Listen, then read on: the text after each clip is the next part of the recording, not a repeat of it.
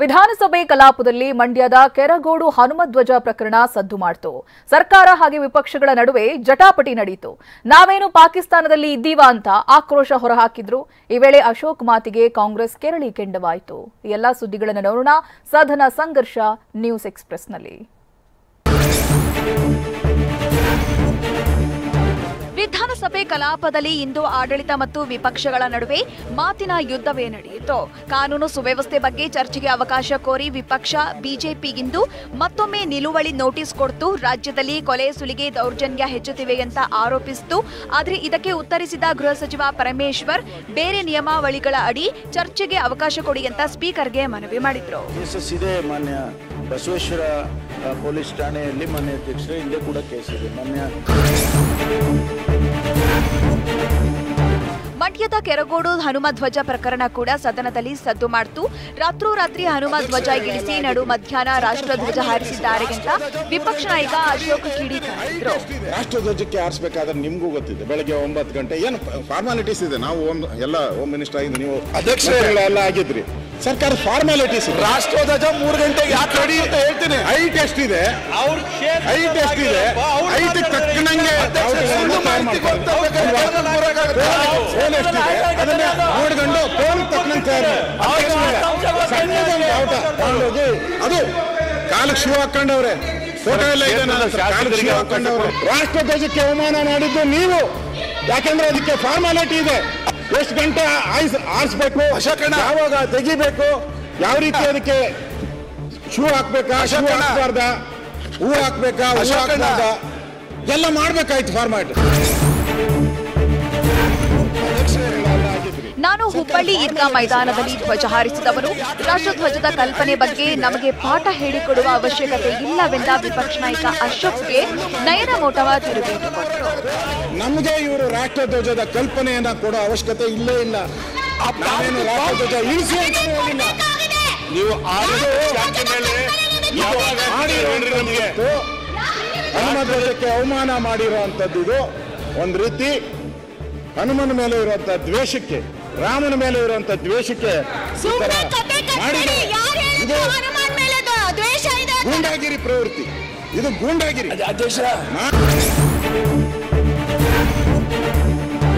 ಇನ್ನು ಸರ್ಕಾರಕ್ಕೆ ಸಲಹೆ ನೀಡಿದ ಸ್ಪೀಕರ್ ಯುಟಿ ಖಾದರ್ ಧ್ವಜಾರೋಹಣದಲ್ಲಿ ಏನಾದರೂ ತಪ್ಪು ನಡೆದಿದ್ರೆ ಕ್ರಮ ಕೈಗೊಳ್ಳಿ ಅಂತ ಸ್ಪೀಕರ್ ಹೇಳಿದ್ರು. ಧ್ವಜಕ್ಕೆ ಅವಮಾನವಾಗಿದ್ರೆ ಜೈಲಿಗೆ ಹಾಕಿ ಅಂತ ಹೇಳಿದ್ರು. ಈಗ ವಿಚಾರ ಏನಂತ ಹೇಳಿದ್ರೆ, ನಿಮ್ಮ ಅಲ್ಲಿ ಮಂಡ್ಯದಲ್ಲಿ ಏನ್ ನಡೆದಿದೆ ಅಂತ ಎಲ್ಲರಿಗೂ ಕೂಡ ಇವತ್ತು ಗೊತ್ತಿದೆ. ಏನೆಲ್ಲ ರಾಷ್ಟ್ರಧ್ವಜಕ್ಕೆ ಅವಮಾನ ಆಗಿದೆ, ಕಠಿಣವಾದ ಕ್ರಮ ತೆಕ್ಕೊಂಡು ಜೈಲಿಗೆ ಹಾಕಿ. ಇದರಲ್ಲಿ ಯಾರಿಗೂ ರಾಷ್ಟ್ರಧ್ವಜಕ್ಕೆ ಅವಮಾನ ಎಲ್ಲಿ ಕೂಡ ಆಗಬಾರ್ದು. ರಾಜ್ಯದಲ್ಲಿ ಕಾನೂನು ಸುವ್ಯವಸ್ಥೆ ಹದಗೆಡುತ್ತಿದೆ ಅಂತ ಆರೋಪಿಸಿದ ವಿಪಕ್ಷ ನಾಯಕ ಅಶೋಕ್ ಹುಬ್ಬಳ್ಳಿ ಕರಸೇವಕ ಶ್ರೀಕಾಂತ್ ಪೂಜಾರಿ ಬಂಧನ ವಿಚಾರ ಪ್ರಸ್ತಾಪಿಸಲಾಯಿತು. ಆಗ ಸದನದಲ್ಲಿ ತೀವ್ರ ಗದ್ದಲ ಕೋಲಾಹಲ ಉಂಟಾಯಿತು. ಅವನ ಹೆಸರೊಳಗೆ ಮುಂಚೆನೆ ಗಲಾಟೆ ಮಾಡಿದ್ರಲ್ಲ ಶ್ರೀಕಾಂತ್ ಪೂಜಾರಿ, ಅವ್ರ ಕರಸೇವಕರೆಲ್ಲ ಅಲ್ಲ ಅನ್ನೋದಕ್ಕೆ ವಾದ ಮಾಡಿ ನೀವು. ಈಗ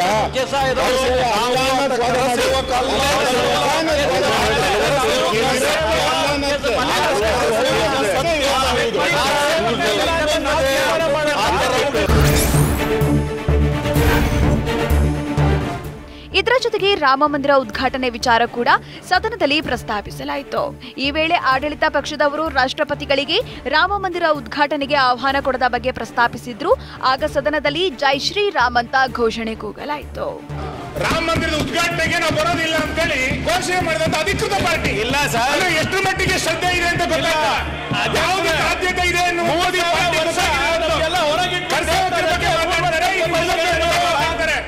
ನಿಮಗೆ ಯಾವ್ದ್ರ ಬಗ್ಗೆ ನೈತಿಕತೆ ಇದೆ?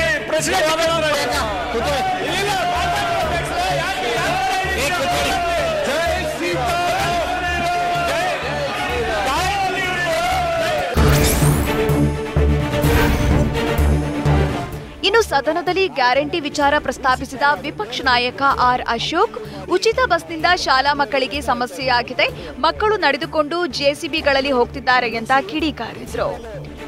ಈ ಬಸ್ಗಳು ಫ್ರೀ ಅಂದ್ರಿ, ಇವಾಗ ಶಾಲಾ ಮಕ್ಕಳ ಸ್ಥಿತಿ ಏನಾಗ್ತಾ ಇದೆ?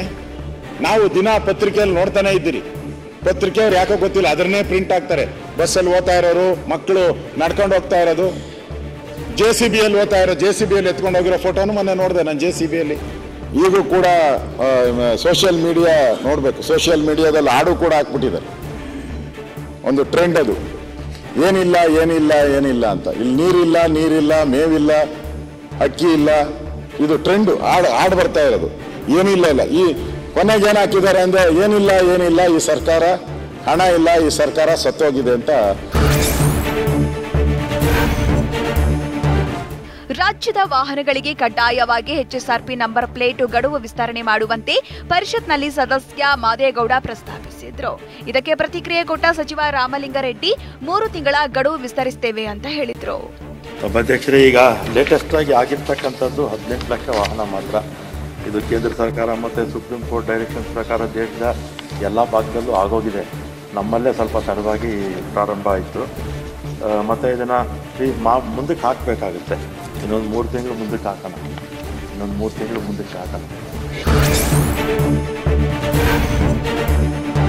ಇಂದು ಕಾಂಗ್ರೆಸ್ ಶಾಸಕಾಂಗ ಪಕ್ಷದ ಸಭೆ ಕರೆಯಲಾಗಿದೆ. ಖಾಸಗಿ ಹೋಟೆಲ್ನಲ್ಲಿ ಸಂಜೆ 7 ಗಂಟೆಗೆ ಸಿಎಂ ಸಿದ್ದರಾಮಯ್ಯ ನೇತೃತ್ವದಲ್ಲಿ ಶಾಸಕಾಂಗ ಸಭೆ ನಡೆಯಲಿದೆ. ಸದನದಲ್ಲಿ ವಿಪಕ್ಷಗಳನ್ನ ಕಟ್ಟಿಹಾಕಲು ರಣತಂತ್ರ ರೂಪಿಸುವ ಬಗ್ಗೆ ಚರ್ಚೆ ನಡೆಯುವ ಸಾಧ್ಯತೆ ಇದೆ.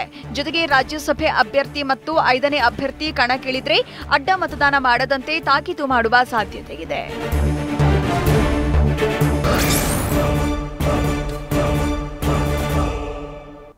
ಲೋಕಸಭೆ ಚುನಾವಣೆ ಘೋಷಣೆ ಮುನ್ನವೇ ಕಾಂಗ್ರೆಸ್ ಅಸಲಿ ರಾಜಕೀಯ ಯುದ್ಧ ಶುರು ಮಾಡಿದೆ. ಇಷ್ಟು ದಿನ ಜನರಿಂದ ಆಯ್ಕೆಯಾಗ್ತಿದ್ದ ಸೋನಿಯಾ ಗಾಂಧಿ ಈಗ ರಾಜ್ಯಸಭೆಗೆ ಸ್ಪರ್ಧಿಸ್ತಾ ಇದ್ದಾರೆ. ಕೇಂದ್ರದ ವಿರುದ್ಧ ರೈತರ ಪ್ರತಿಭಟನೆ 6ನೇ ದಿನಕ್ಕೆ ಕಾಲಿಟ್ಟಿದೆ. ಈ ಎಲ್ಲಾ ಸುದ್ದಿಗಳನ್ನು ನೋಡೋಣ ರಾಜ್ಯಸಭೆಗೆ ಸೋನಿಯಾ ನ್ಯೂಸ್ ಎಕ್ಸ್‌ಪ್ರೆಸ್‌ನಲ್ಲಿ. ಕಾಂಗ್ರೆಸ್ ಹೈಕಮಾಂಡ್ 4 ರಾಜ್ಯಗಳ ರಾಜ್ಯಸಭಾ ಪಟ್ಟಿಯನ್ನ ಪ್ರಕಟ ಮಾಡಿದೆ. ರಾಜಸ್ಥಾನದಿಂದ ಸೋನಿಯಾ ಗಾಂಧಿ ಸ್ಪರ್ಧೆ ಮಾಡುತ್ತಿದ್ರೆ, ಹಿಮಾಚಲ ಪ್ರದೇಶದಿಂದ ಅಭಿಷೇಕ್ ಮನು ಸಿಂಘ್ವಿಗೆ ಟಿಕೆಟ್ ನೀಡಲಾಗಿದೆ. ಬಿಹಾರದ ಡಾಕ್ಟರ್ ಅಖಿಲೇಶ್ ಪ್ರಸಾದ್ ಸಿಂಗ್ ಸ್ಪರ್ಧಿಸುತ್ತಿದ್ದಾರೆ. ಇನ್ನು ಮಹಾರಾಷ್ಟ್ರದಿಂದ ಚಂದ್ರಕಾಂತ್ ಹಂಡೋರೆಗೆ ಟಿಕೆಟ್ ನೀಡಲಾಗಿದೆ.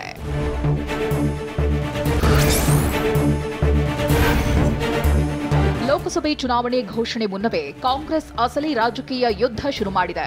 ಇಷ್ಟು ದಿನ ಜನರಿಂದ ಆಯ್ಕೆಯಾಗ್ತಿದ್ದ ಸೋನಿಯಾ ಗಾಂಧಿ ಈಗ ರಾಜ್ಯಸಭೆಗೆ ಸ್ಪರ್ಧಿಸುತ್ತಿದ್ದಾರೆ. ಸೋನಿಯಾ ಗಾಂಧಿ ತೆರವಾದ ರಾಯ್ಬರೇಲಿ ಕ್ಷೇತ್ರದಿಂದ ಯಾರು ಕಣಕ್ಕಿಳಿಯುತ್ತಾರೆ ಅನ್ನುವುದು ಯಕ್ಷ ಪ್ರಶ್ನೆಯಾಗಿ ಉಳಿದಿದೆ.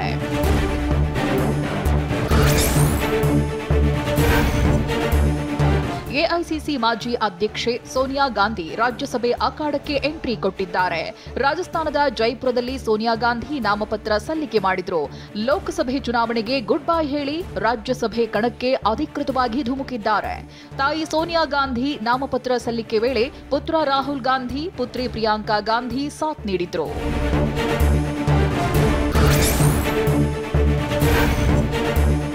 ಬಿಜೆಪಿಯಿಂದಲೂ ಕೂಡ ರಾಜ್ಯಸಭೆ ಅಭ್ಯರ್ಥಿಗಳ ಪಟ್ಟಿ ಬಿಡುಗಡೆ ಮಾಡಲಾಗಿದೆ. ವಿಶೇಷ ಅಂದ್ರೆ ಕಾಂಗ್ರೆಸ್ ತೊರೆದು ಬಿಜೆಪಿ ಸೇರಿದ್ದ ಅಶೋಕ್ ಚೌಹಾಣ್ಗೆ ಮಹಾರಾಷ್ಟ್ರದಿಂದ ಟಿಕೆಟ್ ಸಿಕ್ಕಿದೆ. ಮಧ್ಯಪ್ರದೇಶದಿಂದ ಎಲ್ ಮುರುಗನ್ಗೆ ಟಿಕೆಟ್ ಸಿಕ್ಕಿದೆ. ಒಡಿಶಾದಿಂದ ಅಶ್ವಿನಿ ವೈಷ್ಣವ್ಗೆ ಟಿಕೆಟ್ ಸಿಕ್ಕಿದ್ರೆ, ಗುಜರಾತ್ನಿಂದ ಬಿಜೆಪಿ ಅಧ್ಯಕ್ಷ ಜಗತ್ ಪ್ರಕಾಶ್ ನಡ್ಡಾ ಸ್ಪರ್ಧೆ ಮಾಡಲಿದ್ದಾರೆ.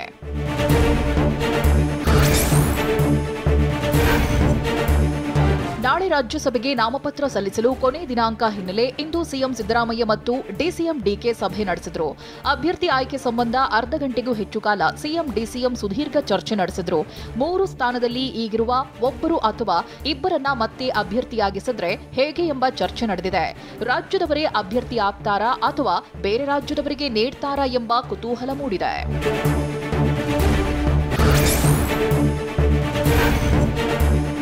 ಸೋನಿಯಾ ಗಾಂಧಿಯಿಂದ ತೆರವಾದ ರಾಯ್ಬರೇಲಿ ಕ್ಷೇತ್ರದಲ್ಲಿ ಯಾರು ಸ್ಪರ್ಧಿಸುತ್ತಾರೆ ಅನ್ನೋದೇ ಕುತೂಹಲವಾಗಿದೆ. ರಾಯ್ಬರೇಲಿಯಿಂದ ಪ್ರಿಯಾಂಕಾ ಗಾಂಧಿ ಕಣಕ್ಕಿಳಿಯುತ್ತಾರೆ ಅನ್ನೋ ಚರ್ಚೆಗಳು ಕೂಡ ಶುರುವಾಗಿದೆ. ಈ ಹಿಂದೆ ರಾಯ್ಬರೇಲಿ ಕ್ಷೇತ್ರದಿಂದ 4 ಬಾರಿ ಸ್ಪರ್ಧಿಸಿ ಸೋನಿಯಾ ಗಾಂಧಿ ಸೋತಿದ್ರು.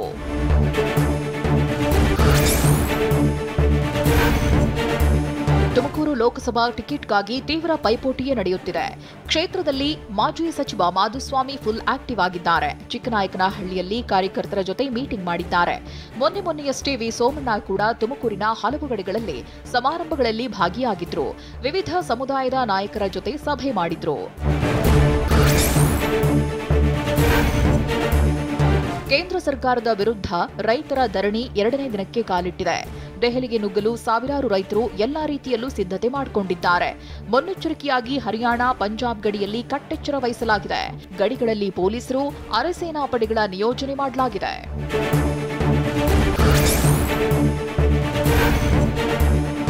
ರೈತರ ಪ್ರತಿಭಟನೆ ಹಿನ್ನೆಲೆ ದೆಹಲಿಯಲ್ಲಿ ಎಲ್ಲಾ ರೀತಿಯ ರ್ಯಾಲಿಗಳಿಗೆ ನಿರ್ಬಂಧ ಹೇರಲಾಗಿದೆ. ಮಾರ್ಚ್ 12ರವರೆಗೆ ದೆಹಲಿಯಲ್ಲಿ ರ್ಯಾಲಿಗಳಿಗೆ ನಿರ್ಬಂಧ ವಿಧಿಸಲಾಗಿದೆ. ದೊಡ್ಡ ಸಭೆಗಳು, ರ್ಯಾಲಿಗಳು, ಟ್ರ್ಯಾಕ್ಟರ್ ಪ್ರವೇಶಕ್ಕೆ ನಿರ್ಬಂಧ ವಿಧಿಸಲಾಗಿದೆ.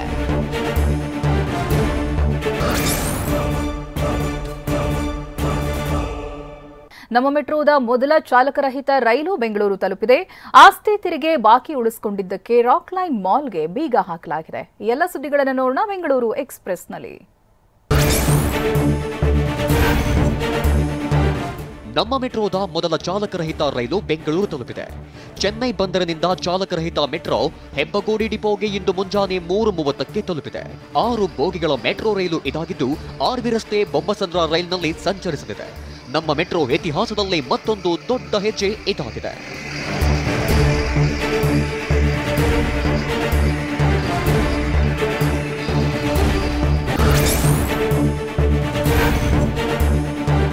ಆಸ್ತಿ ತೆರಿಗೆ ಬಾಕಿ ಉಳಿಸಿಕೊಂಡಿದ್ದಕ್ಕೆ ರಾಕ್ ಲೈನ್ ಮಾಲೀಕತ್ವದ ರಾಕ್ ಲೈನ್ ಮಾಲ್ಗೆ ಅಧಿಕಾರಿಗಳು ಬೇಗ ಹಾಕಿದ್ದಾರೆ.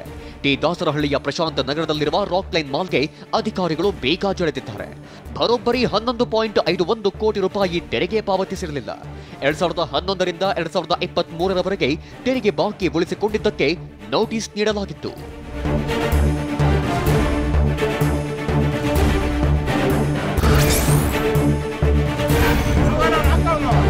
ತೆರಿಗೆ ಉಳಿಸಿಕೊಂಡಿದ್ದ ರಾಕ್ ಲೈನ್ ಮಾಲ್ಗೆ ಬೇಗ ಹಾಕಲು ಬಂದ ಅಧಿಕಾರಿಗಳಿಗೆ ರಾಕ್ ಲೈನ್ ವೆಂಕಟೇಶ್ ಪುತ್ರ ಆವಾಜ್ ಹಾಕಿದ ಪ್ರಸಂಗ ನಡೆದಿದೆ.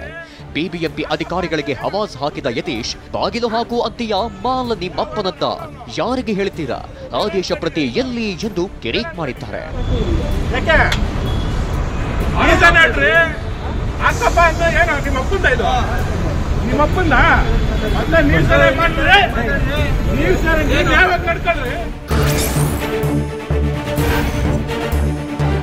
ನಮಗೆ ನೋಟಿಸ್ ಕೊಡದೆ ಮಾಲ್ಗೆ ಬೀಗ ಹಾಕಿದ್ದಾರೆ ಅಂತ Rockline mall manager Prashanth ಆರೋಪಿಸಿದ್ದಾರೆ. 2013ರಲ್ಲಿ ಹೈಕೋರ್ಟ್ ಸೂಚನೆ ಮೇರೆಗೆ ಹಣ ಕಟ್ಟಿದ್ದೇವೆ. 1.56 ಲಕ್ಷ ಹಣವನ್ನ ಬಿಬಿಎಂಪಿಗೆ ನಾವು ಕಟ್ಟಿದ್ದೇವೆ. ಹೈಕೋರ್ಟ್ನಲ್ಲಿ 1 ವರ್ಷದ ಹಿಂದೆ ಇತ್ಯರ್ಥ ಆಗಿದೆ ಅಂದಿದ್ದಾರೆ. ಕೋರ್ಟಲ್ಲಿ ಅಪ್ಲಿಕೇಶನ್ ಹಾಕೋಣ ಸರ್, ಅದೇನು ಕೊಟ್ಟಿದ್ದಾರೆ ತಗೊಂಬನ್ನಿ ಅಂತ ಹೇಳಿದ್ರು ಸರ್. 7 ಗಂಟೆಗೆ ಬಂದಿದ್ದಾರೆ ಸರ್. 7 ಗಂಟೆಗೆ ಬಂದುಬಿಟ್ಟು ನಾವು ಅದನ್ನೆಲ್ಲ ಎಕ್ಸ್ಪ್ಲೈನ್ ಮಾಡ್ದೋ ಸರ್. ದಯವಿಟ್ಟು ನಮ್ಮ ಹತ್ರ ಏನು ಆರ್ಡ್ರ್ ಇದೆ ಅದ್ರ ಪ್ರಕಾರ, ಡಾಕ್ಯುಮೆಂಟ್ಸ್ ಪ್ರಕಾರ ಮಾತಾಡೋಣ ಅಂತ. ಕೋರ್ಟಲ್ ಆರ್ಡ್ರ್ ಪ್ರಕಾರ ನಾವೆಲ್ಲ ರೆಡಿ ಮಾಡ್ಕೊಂಡಿದ್ದೀವಿ, ಅಮೌಂಟ್ ಎಲ್ಲ ಕಟ್ಟಿದ್ದೀವಿ ಅಂತ ಎಲ್ಲ ಹೇಳಿದ್ದೀವಿ. ಬಟ್ ಅವ್ರು ಏನು ಕೇಳಕ್ಕೆ ಇದೇ ಇಲ್ಲ, ಪೇಷನ್ಸೇ ಇಲ್ಲ.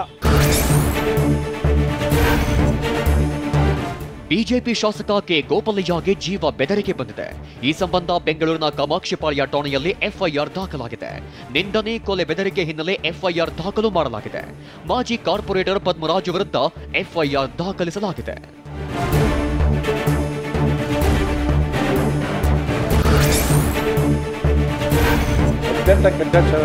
ಶಾಸಕ ಕೆ ಗೋಪಾಲಯ್ಯಗೆ ಜೀವ ಬೆದರಿಕೆ ವಿಚಾರವಾಗಿ ಮಾಜಿ ಕಾರ್ಪೊರೇಟರ್ ಪದ್ಮರಾಜನನ್ನ ಪೊಲೀಸರು ವಶಕ್ಕೆ ಪಡೆದಿದ್ದಾರೆ. ನನಗೆ ಕರೆ ಮಾಡಿ ಜೀವ ಬೆದರಿಕೆ ಹಾಕಿದ್ದಾರೆ ಅಂತ ಶಾಸಕ ಕೆ ಗೋಪಾಲಯ್ಯ ಕಾಮಾಕ್ಷಿಪಾಳ್ಯ ಠಾಣೆಗೆ ದೂರು ನೀಡಿದ್ರು. ಇದೀಗ ಪೊಲೀಸರು ಪದ್ಮರಾಜ್ ಬಳಿಯಿದ್ದ ಮೊಬೈಲ್ ವಶಕ್ಕೆ ಪಡೆದು ವಿಚಾರಣೆ ನಡೆಸುತ್ತಿದ್ದಾರೆ.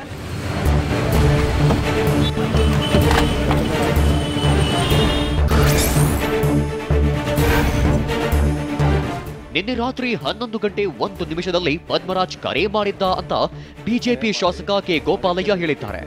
ಈ ವೇಳೆ ಹಣಕ್ಕೆ ಬೇಡಿಕೆ ಇಟ್ಟು ಕೆಟ್ಟ ಪದಗಳಿಂದ ನಿಂದಿಸಿದ್ದಾನೆ. ಪದ್ಮರಾಜ್ ನನಗೆ ಜೀವ ಬೆದರಿಕೆಯೊಡ್ಡಿದ್ದಾನೆ. ಈ ಸಂಬಂಧ ಪೊಲೀಸರಿಗೆ ದೂರು ನೀಡಿ ಕ್ರಮ ಕೈಗೊಳ್ಳಲು ಮನವಿ ಮಾಡಿದ್ದೇನೆ ಅಂದಿದ್ದಾರೆ.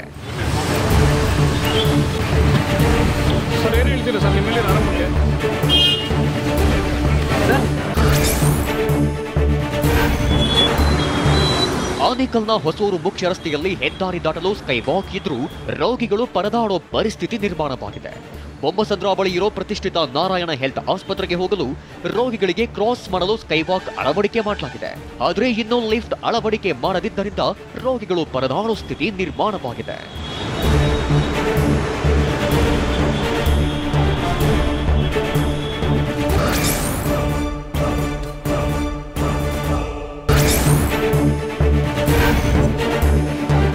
ಚಾಮರಾಜನಗರದಲ್ಲಿ ಪೊಲೀಸರು ಭರ್ಜರಿ ಬೇಟೆಯಾಡಿದ್ದಾರೆ. ಸಿನಿಮಾ ಸ್ಟೈಲ್ನಲ್ಲಿ ಗಾಂಜಾ ಸಾಗಿಸುತ್ತಿದ್ದ 4 ಆರೋಪಿಗಳನ್ನ ಕೊಳ್ಳೆಗಾಲ ಗ್ರಾಮಾಂತರ ಪೊಲೀಸರು ಬಂಧಿಸಿದ್ದಾರೆ.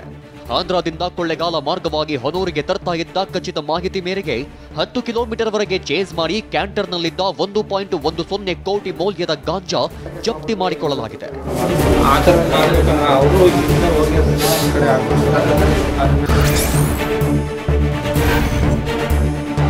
ಅರಣ್ಯ ಭೂಮಿ ಮತ್ತು ಕಂದಾಯ ಒತ್ತುವರಿ ತೆರವುಗೊಳಿಸದ ಆರೋಪದಲ್ಲಿ ಕೊಪ್ಪಳ ಜಿಲ್ಲಾಧಿಕಾರಿ ನಳಿನ್ ಅತುಲ್ ವಿರುದ್ಧ ಸಿಬಿಐಗೆ ದೂರು ನೀಡಲಾಗಿದೆ. ಕೊಪ್ಪಳ ತಾಲೂಕಿನ ನಾರಾಯಣಪೇಟದಲ್ಲಿನ ಅರಣ್ಯ ಭೂಮಿಯನ್ನ ಹಂಪಿ ಬುಲ್ಡರ್ಸ್, ಹಂಪಿ ವಿಸ್ಕರ್ಸ್, ಹಂಪಿ ಫೆದರ್ಸ್ ರೆಸಾರ್ಟ್ಗಳಿಂದ ಒತ್ತುವರಿ ಮಾಡಿಕೊಳ್ಳಲಾಗಿದೆ ಅಂತ ಆರೋಪಿಸಲಾಗಿದೆ. ಸಾಮಾಜಿಕ ಕಾರ್ಯಕರ್ತ ದಿನೇಶ ಕಲ್ಲಳ್ಳಿ ಸಿಬಿಐಗೆ ದೂರು ಸಲ್ಲಿಸಿದ್ದಾರೆ.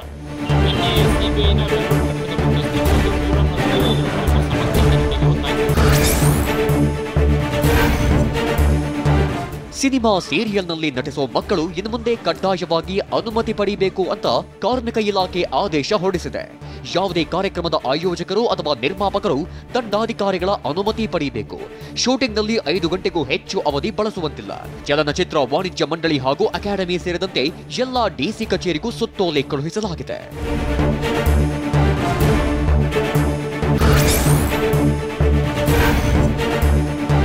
ಮಂಡ್ಯದ ಬೇಬಿ ಬೆಟ್ಟದ ಕಲ್ಲು ಕ್ವಾರಿಯಲ್ಲಿ ಟ್ರಯಲ್ ಬ್ಲಾಸ್ಟಿಂಗ್ಗೆ ಸರ್ಕಾರ ಸದ್ದಿಲ್ಲದೆ ತಯಾರಿ ನಡೆಸಿದೆ.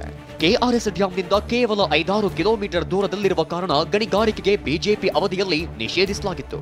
ಇತ್ತೀಚೆಗಷ್ಟೇ ಡ್ಯಾಂನ 20 ಕಿಲೋಮೀಟರ್ ಸುತ್ತಮುತ್ತ ಗಣಿಗಾರಿಕೆಗೆ ಹೈಕೋರ್ಟ್ ನಿಷೇಧಿಸಿತ್ತು. ಈಗ ಕಾಂಗ್ರೆಸ್ ಸರ್ಕಾರ ಟ್ರಯಲ್ ಬ್ಲಾಸ್ಟಿಂಗ್ಗೆ ಗ್ರೀನ್ ಸಿಗ್ನಲ್ ಕೊಟ್ಟಿದ್ದು ಮುಂದಿನ ತಿಂಗಳು ತಜ್ಞರ ತಂಡ ಟ್ರಯಲ್ ಬ್ಲಾಸ್ಟ್ಗೆ ತಯಾರಿ ನಡೆದಿದೆ.